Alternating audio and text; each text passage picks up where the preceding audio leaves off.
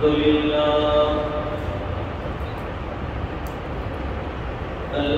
لله وكفى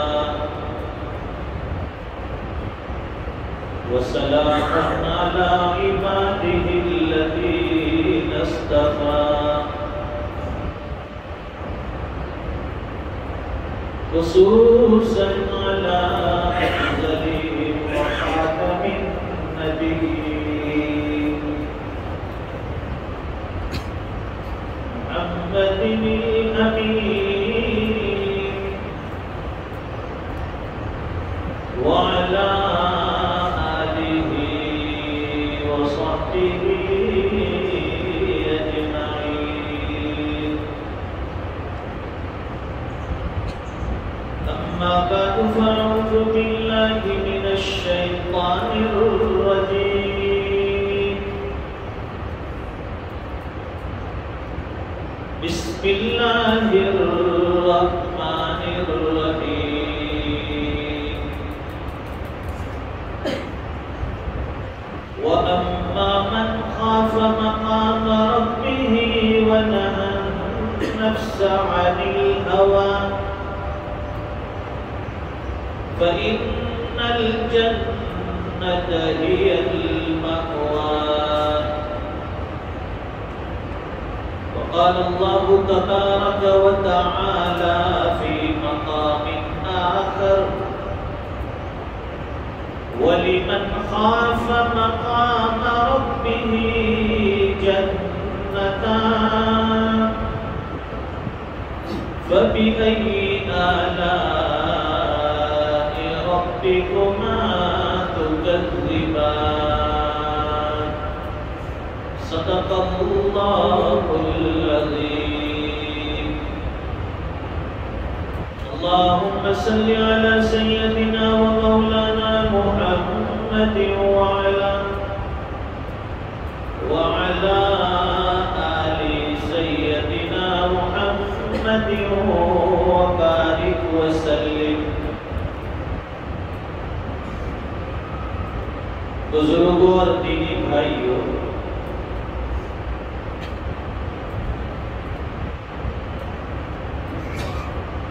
جس بندے کے دل میں آخرت کا یقین ہوتا ہے،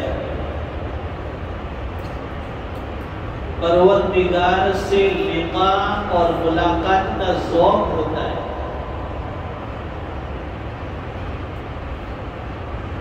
اپنی آخرت کی فکر ہوتی ہے، وہ بندہ یقیناً دنیا میں نیک اعمال میں دلچسپی لیتا ہے، نیک اعمال میں سبقت کرتا ہے، نیک اعمال کا کوئی موقع نہیں چھوڑتا. جہاں سے نیکیاں ملے، جس حالت میں ملے، وہ نیکیاں بٹورتا ہے، نیکیاں حاصل کرتا ہے. کیوں؟ اس لیے کہ اس کے دل میں آخرت کا یقین ہے، اس کے دل میں اللہ سے ملنے کا یقین ہے، اس کے دل میں جنت کی نعمتوں کا یقین ہے. اور دوسری طرف جس بندے کے دل میں خوف خدا ہو، جس بندے کے دل میں ڈر ہوتا ہے اللہ کے سامنے کھڑے ہونے کا، جواب دہ ہونے کا، وہ بندہ گناہوں سے اپنے آپ کو بچاتا ہے.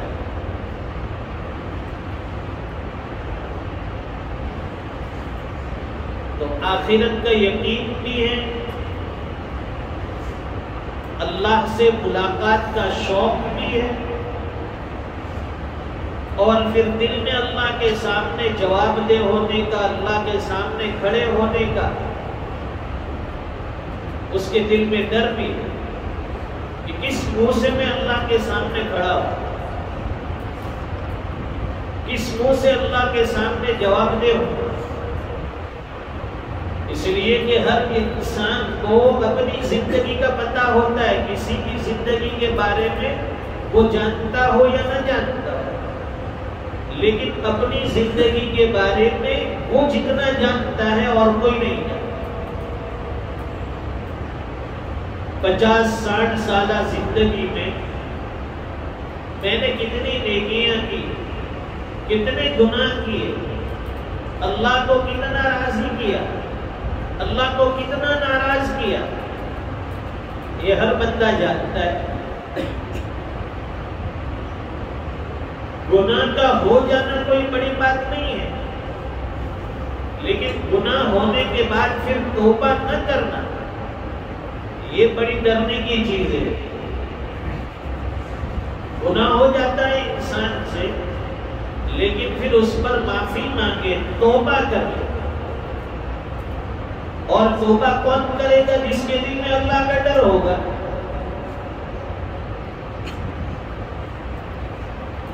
فاروق اعظم رضی اللہ تعالیٰ عنہ آپ کا دور خلافت ہے، دیکھیے خیر القرون یعنی پہلے زمانے میں لوگ اللہ سے کس طرح ڈرا کرتے ہیں۔ ابھی موجودہ دور میں کیمرے لگے ہیں، چوریاں پکڑنا آسان، جرائم کو پکڑنا آسان، لیکن اس دور میں نہ کیمرے تھے نہ دنیا کی دوسری کوئی ٹیکنالوجی تھی، لیکن دل میں اللہ کا ڈر بیٹھا تھا۔ کوئی دیکھے یا نہ دیکھے، کوئی جانے یا نہ جانے، لیکن میرا اللہ دیکھتا ہے۔ فاروق اعظم رضی اللہ تعالیٰ عنہ کا دور خلافت ہے۔ حضرت عمر رضی اللہ تعالیٰ عنہ کی ایک خوبصورت عادت یہ تھی کہ تہجد کے وقت رات کے اندھیرے میں مدینہ کی گلیوں میں گشت لگاتے تھے۔ رات کی اندھیریوں میں مدینہ کی گلی کوچی میں، مدینہ کے چوراہوں پر، مدینہ کے راستوں میں گشت لگاتے، اور آپ دیکھتے تھے کہ کوئی فقر و فاقہ میں مبتلا تو نہیں، کوئی بھوکا پیاسا تو نہیں ہے۔ اگر کوئی فقر و فاقے میں مبتلا ہوتا، بھوکا پیاسا ہوتا، اس کی مدد فرماتے۔ کوئی مصیبت زدہ تو نہیں ہے، اگر کوئی مصیبت میں مبتلا ہوتا اس کی مصیبت دور فرماتے۔ کوئی رات کی اندھیریوں میں غلط کام میں مبتلا تو نہیں، گناہوں میں مبتلا تو نہیں ہے، اگر پتہ چلتا کہ لوگ فلاں گناہ میں مبتلا ہے، فلاں آدمی فلاں گناہ کرتا ہے، حضرت عمر رضی اللہ تعالیٰ عنہ پھر اس کی اصلاح فرماتے تھے۔ یہ اصلاح کی غرض سے، لوگوں کے دکھ درد دور کرنے کی غرض سے رات کو اندھیرے میں گشت لگاتے ہیں۔ کوئی جاسوسی کے لیے، کوئی چاپلوسی کے لیے یا کسی دوسرے کے ارادے سے یہ گشت نہیں ہوتا ہے کہ بھائی میں امیر المومنین ہوں اور میری ذمہ داری ہے کہ میرے ماتحت جو اللہ نے مخلوق دی ہے، جو رعایت دی ہے، وہ کوئی تکلیف پریشانی میں تو نہیں ہے۔ آپ گشت لگاتے، چکر لگاتے لگاتے پرانے مکان سے گزر ہوا ایک مکان سے، تو اندر میں گڑیا کی آواز سنی، اندر سے وہ گڑیا اپنی جوان بیٹی سے کہہ رہی تھی رات کے اندھیریوں میں کہ تو نے دودھ نکالا؟ بیٹی نے جواب دیا کہ ہاں میں نے دودھ نکالا۔ تو گڑیا کہنے لگی کہ دودھ میں پانی پلا دے۔ کیوں؟ اس لیے کہ دودھ زیادہ ہو جائے گا اور پھر ہم اس کو بکری کریں گے، بیچیں گے تو 2 پیسے زیادہ آئیں گے۔ وہ جوان بیٹی اپنی ماں کو جواب دے رہی ہے کہ ماں، امیر المومنین نے اعلان کیا ہے، امیر المومنین کی طرف سے اعلان کیا گیا ہے کہ کوئی بھی دودھ میں پانی نہ ملائے۔ تو ماں کہنے لگی کہ رات کی اندھیریوں میں اس وقت امیر المومنین ہمیں کہاں دیکھنے والے ہیں، وہ اپنے گھر میں آرام کر رہے ہوں گے، اپنے گھر میں میٹھی نیند سو رہے ہوں گے، تو ملا دے دودھ میں پانی۔ اس بیٹی نے عجیب جواب دیا، اس کے دل میں خوف خدا تھا۔ وہ جوان بیٹی کہنے لگی امیر المومنین نہیں دیکھتے۔ اے ماں، امیر المومنین اس وقت نہیں دیکھتے، لیکن امیر المومنین کا خدا تو دیکھتا ہے۔ ہمیں رات کی تنہائی میں گناہ کرنے سے کوئی دیکھنے والا نہیں، لیکن ایک ذات ہے 24 گھنٹے ہمارے اوپر نظر کیے ہوئے، اور وہ اللہ کی ذات ہے۔ ہمارا کوئی عمل ان سے چھپا ہوا نہیں۔ امیر المومنین نہیں دیکھتے، لیکن امیر المومنین کا خدا دیکھتا ہے۔ اللہ ہمیں دیکھ رہے ہیں۔ دل میں جب انسان کے یہ ڈر ہوتا ہے، جب یہ خوف ہوتا ہے، تو پھر آدمی گناہ سے بچ جاتا ہے۔ یہی چیز اس کو گناہوں سے بچائے گی۔ اگر ہمیں گناہ کرتے ہوئے ہمارا باپ دیکھے گا، ہم وہ گناہ نہیں کریں گے۔ ہم جس گناہ کو کرنے جا رہے ہیں، اگر ہماری اولاد دیکھ رہی ہے، آدمی وہ گناہ نہیں کرے گا۔ اگر ہمارے استاد دیکھ رہے ہیں، ہم گناہ نہیں کریں گے۔ اگر ہمارے شاگرد دیکھ رہے ہیں گناہ کرتے ہوئے، ہم گناہ نہیں کریں گے۔ تو پھر گناہ کرتے ہوئے دل میں یہ احساس ہونا ضروری ہے کہ کوئی دیکھے یا نہ دیکھے، مجھے میرا باپ گناہ کرتے ہوئے دیکھے نہ دیکھے، میری ماں دیکھے نہ دیکھے، میری اولاد مجھے دیکھے نہ دیکھے، میرے استاد دیکھے نہ دیکھے، لیکن ایک ذات ہے، اللہ کی ذات۔ اللہ مجھے ہر وقت دیکھ رہے ہیں، 24 گھنٹے میں اللہ کی نظر میں ہوں، تو آدمی گناہوں سے بچ جاتا ہے۔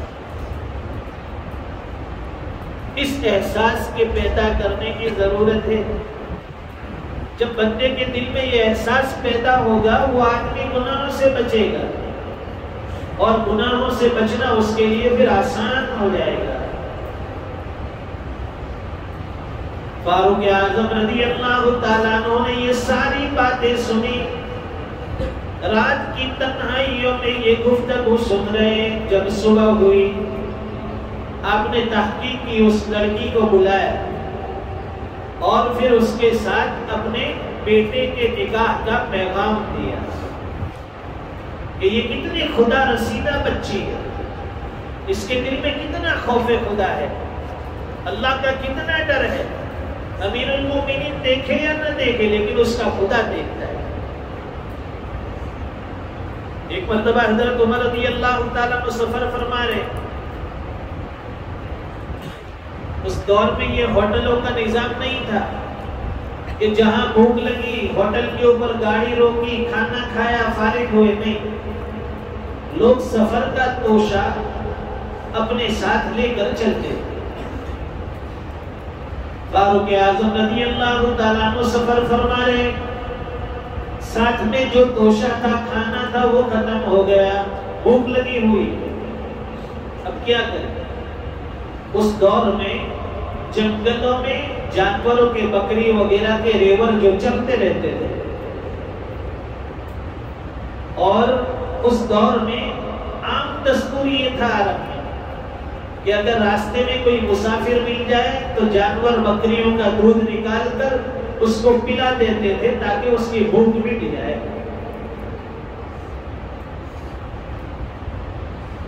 فاروق اعظم رضی اللہ تعالیٰ نے بھی دیکھا کہ بکریوں کا گلہ چل رہا ہے، چرواہے کے پاس گئے اور اس سے جا کر کہا کہ میں مسافر ہوں اور مجھے بھوک لگی، مجھے بکریوں کا دودھ نکال کر دے دے تاکہ میں پی لوں، میری بھوک مٹ جائے۔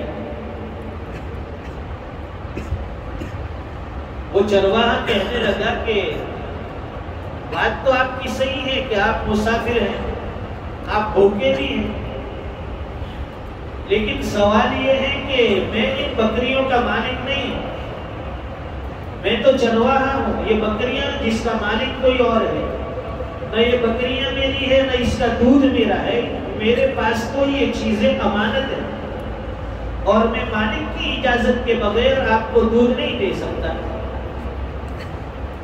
حضرت عمر رضی اللہ تعالیٰ عنہ نے امتحان کی غرض سے اسے پوچھا، آپ تو امیر المومنین ہیں، امتحان کی غرض سے پوچھا کہ میں تجھے ایک اسکیم بتاتا ہوں، ایک فائدے کی چیز بتاتا ہوں، تاکہ کیا چیز؟ حضرت عمر رضی اللہ تعالیٰ عنہ فرمانے لگے کہ ان بکریوں میں سے ایک بکری تو میرے ہاتھ فروخت کر مجھے بیچ دے، میں سفر میں بکری کو اپنے ساتھ رکھوں گا، جب بھوک لگے گی ضرورت محسوس ہوگی اس کا دودھ نکال کر پیتا رہوں گا۔ اور رہا مالک، تو مالک کو یہ جواب دے دینا کہ جنگل میں سے بھیڑیا آیا اور ایک بکری کو لے کر چلا گیا۔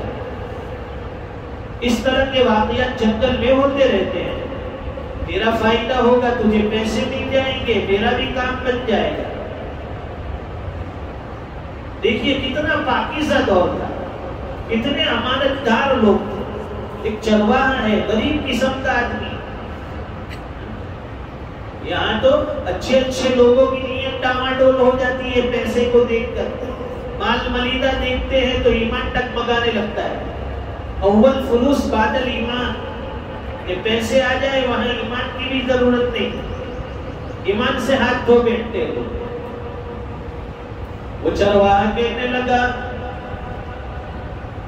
کہ آپ نے جو اسکیم بتائی، فائدے کی چیز بتائی، مجھے پیسے مل جائیں گے، آپ کو بکری مل جائے گی، لیکن حقیقت یہ ہے کہ میں ان بکریوں کا مالک نہیں، میں تو ایک چرواہا ہوں اور مالک کی اجازت کے بغیر میں اس کا دودھ نہیں دے سکتا۔ حضرت عمر فرمانے لگے کہ یہاں تجھے تیرا مالک کہاں دیکھنے والا ہے؟ تو چرواہا کہنے لگا یا ھذا فأین اللہ، اے اللہ کے بندے مجھے میرا مالک نہیں دیکھتا، لیکن مالک کا مالک تو دیکھ رہا ہے، مجھے میرا اللہ دیکھ رہا ہے، اگر میں یہ گناہ کا کام کر لوں گا تو یہ خیانت ہوگی، یہ چوری ہوگی، اور میں ہرگز یہ خیانت نہیں کروں گا۔ فأین اللہ، اللہ کہاں ہے؟ تو دیکھیے اس بندے کے دل میں حقیقت میں اللہ کا ڈر موجود ہے، یہی چیز انسان کو گناہ سے روک دیتی ہے، اللہ کا ڈر، اللہ کا خوف کہ اللہ کے سامنے جواب دہ ہونا ہے۔ حضور پاک صلی اللہ علیہ وسلم نے فرمایا عمر فی الجنہ، عشرہ مبشرہ جو ہیں 10 صحابہ اکرام خوش نصیب جن کے بارے میں اللہ کے نبی نے فرمایا کہ یہ سب جنتی، حضور نے فرما دیا بات پتھر کی لکیر ہو گئی، اس میں حضرت عمر رضی اللہ تعالیٰ عنہ کا بھی نام ہے کہ عمر فی الجنہ، عمر جنت میں جائیں گے۔ یہ اسٹمپ والی بات ہو گئی، سکے والی، کہ حضرت عمر جنتی ہے۔ اور ایک موقع پر حضور پاک صلی اللہ علیہ وسلم نے فرمایا کہ میں معراج پر گیا،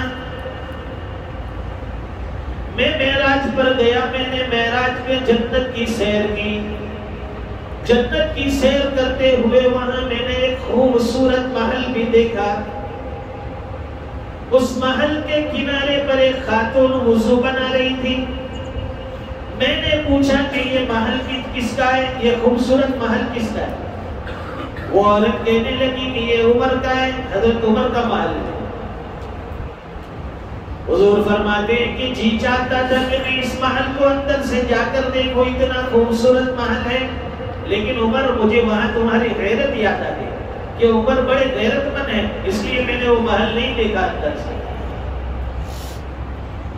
تو دیکھیے ایک تو حضور کی زبان سے نکلا عمر جنت میں، اور دوسرا یہ بھی واقعہ بتایا کہ معراج میں نے تمہارا محل جنت میں دیکھا ہے، لیکن اس کے باوجود حضور پاک صلی اللہ علیہ وسلم کے دنیا سے تشریف لے جانے کے بعد حضرت عمر رضی اللہ تعالیٰ عنہ حضرت حذیفہ ابن الیمان رضی اللہ تعالیٰ عنہ کے پاس آتے ہیں، اور رازدار صحابی ہے حضرت حذیفہ ابن الیمان، جن کو اللہ کے نبی نے فہرست دی تھی، ناموں کی لسٹ دی تھی کہ مدینہ میں فلاں فلاں فلاں فلاں منافق ہے، بتا دیا تھا، سب کے نام لکھ کر دیے تھے کہ مدینہ میں فلاں منافق ہے، فلاں منافق ہے۔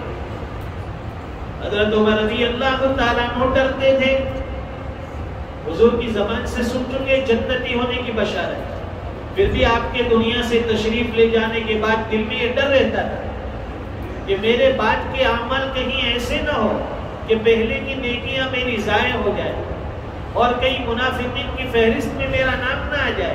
اس لیے حضرت حذیفہ ابن الیمان سے بار بار پوچھتے تھے کہ منافقین کی فہرست میں میرا نام تو نہیں ہے، یہ کون سی چیز ہے؟ یہ اللہ کا ڈر ہے۔ جس بندے کے اندر جتنی زیادہ معرفت ہوگی، جو اللہ کا قرب جتنا زیادہ حاصل کرے گا، اس بندے کے دل میں اللہ کا ڈر اتنا ہی زیادہ آئے گا۔ آج ہمارے دلوں سے ڈر ختم ہو گیا، گناہ کرتے ہوئے ڈر نہیں لگتا، نمازیں چھوڑ دیتے بنداس، ڈر نہیں لگتا۔ بھئی فجر چھوٹی، ظہر چھوٹی، عصر چھوٹی، مغرب چھوٹی، عشاء چھوٹی، ڈر نہیں لگتا۔ کیوں؟ اس لیے کہ ہمیں اللہ کی معرفت حاصل نہیں، اللہ کا قرب ہمیں نصیب نہیں۔ اور جو بندہ اللہ کی معرفت حاصل کرتا ہے، جسے اللہ کا قرب مل جاتا ہے، اس کی نماز تو درکنار، اگر تکبیر اولیٰ چلی جائے، اگر رکعت چھوٹ جائے، اگر جماعت سے نماز فوت ہو جائے تو وہ پریشان ہوتا ہے، وہ دیوانہ سا بن جاتا ہے کہ میری نماز تکبیر اولیٰ کے ساتھ فوت ہو گئی۔ اللہ کا ڈر ہے، اللہ کے یہاں کیا جواب دوں گا؟ وَأَمَّا مَنْ خَافَ مَقَامَ رَبِّهِ وَنَهَى النَّفْسَ عَنِ الْهَوَىٰ، کہ جو بندہ اپنے پروردگار کے سامنے کھڑے ہونے سے ڈر گیا، اللہ کے سامنے کھڑے ہونے سے ڈر گیا، وَنَهَى النَّفْسَ عَنِ الْهَوَىٰ، اور اپنے نفس کو خواہشات سے بچا لیا، خواہشات سے روک لیا، فَإِنَّ الْجَنَّةَ هِيَ الْمَأْوَىٰ، اس بندے کا ٹھکانہ جنت ہے۔ یہ بکنگ مل گئی جنت کی، اللہ کے سامنے کھڑے ہونے کا ڈر اور اپنے نفس کو، اپنی ذات کو گناہوں سے روکا، دو چیزیں نصیب ہو گئی۔ انعام میں، گفٹ میں اللہ تیسری چیز دیتے ہیں، فَإِنَّ الْجَنَّةَ هِيَ الْمَأْوَىٰ، اس بندے کا ٹھکانہ جنت ہے۔ رمضان کی آمد سے پہلے دو چیز کر لیں، ایک تو اپنے دل میں اللہ کے سامنے کھڑے ہونے کا ڈر پیدا کریں، اللہ کے سامنے جواب دہ ہونا ہے، کھڑے ہونا ہے، زندگی ختم ہونے والی ہے، موت کی صبح ہوگی، اللہ کے سامنے کھڑا ہوں، دن رات کا حساب دینا ہے۔ دوسری چیز، جہاں گناہ کی دعوت ملے، گناہوں سے اپنے آپ کو روک لے۔ یہ دو چیزیں جس بندے کو نصیب ہو گئی، اللہ فرماتے ہیں کہ اس بندے کے لیے ہم نے جنت لکھ دی۔ اللہ تعالی ہمیں ان باتوں پر عمل کی توفیق عطا فرمائے۔ وآخر دعوانا الحمدللہ رب العالمین۔